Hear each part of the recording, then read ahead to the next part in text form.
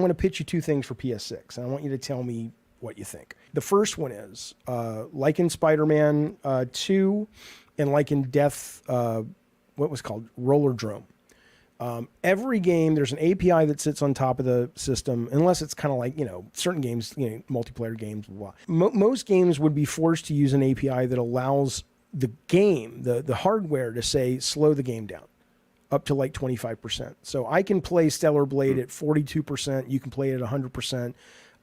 But it'll make games more playable for a wider audience. What do you think if Sony said that's going to be a part of the sort of CRTs, the demands for PS6? That's actually an interesting idea, just because I couldn't intellectually defend why I would be against that other than the purity of the game, right? Like it's some like whatever that might mean to someone, like when people talk about Soulsborne games getting difficulty levels and stuff. But to me, it is kind of incumbent on them to meet people where they are, how they want to play. So having a real dynamic game, like the next Horizon game, but it's like a completely dynamic experience, would be amazing. And we've frankly seen that. If you go into the options menus, I always do, and just kind of poke around, they're becoming compounded over and over and over again with more and more and more things that you can mess around with. And it's really awesome. So I don't see why they wouldn't want to do that, and then makes fewer products that reach more people in different ways. I think it's actually like kind of maybe the splitting the atom of the entire situation. Like if you figure that out, you would have huge money makers on your hand. You wouldn't have to worry about that was the second thing, right? So let's say you take Spider-Man 3 and you say, okay, we're going to split off a skeleton crew of every game we make. And we're going to say there's 20 people on the skeleton crew, and they're not really creating that many new assets. It's all about basically making an abridged version of the core game. So whether we stream that, or whether that's cheaper, or whether it just comes with the main game, but it's basically a 4-hour version of all of these games that are usually 20, 30, 90 hours. So I can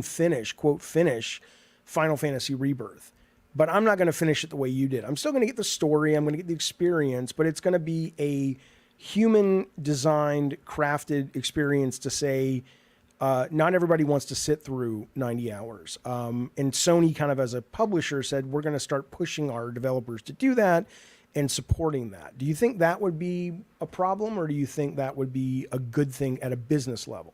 At a business level, it would be a good thing. I do wonder if it undercuts the entire medium in some like fundamental sense, though, about... I mean, it does that anyway. The business model always undercuts the medium. It's like, oh, it's a $70 product. You got to put fat on it. It's got to have more hours. So I guess what it would be akin to, in my opinion, Jaffe, would be like something like Cliff's Notes for books. That's actually totally valid for a lot of people. That I used to do that in college sometimes. I'm like, I'm not reading this fucking book, right? But I didn't really experience it. If that doesn't like matter, Cliff's Notes for book, it wouldn't be like that though, because the guy who wrote Oliver Twist Cliff Notes was not Charles Dickens. Right. It would be the person going, look, I want to make this compelling. I want to make it good. And if you're here for the story and kind of the gist of it, like I look at God of War Ragnarok, I probably would have really liked that game if it wouldn't have been so fucking slowly paced. Right. And it's just like, give me a montage of the greatest hits and slow it down where it needs to be slowed down and let me know what this is. And then after that, maybe I'll go back and play more of it. I don't know. I don't hate it. Like a series of sliders that would indicate. It would be interesting if when you first turn time, when you turn on a game for the first time sometimes and it knows, and so it asks you a series of things like inverting your controls. It would be cool at saying like or answer a series of questions. What are you looking for? Maybe it's even AI and you can talk to it. Or and AI will eventually just learn to watch you and go, oh, he's getting bored. He hasn't come back in 2 days. He must have gotten bored. Let's fix that. Yeah, I love where your head's at with this stuff though, because I do think that this is actually where the long-term thinking must be.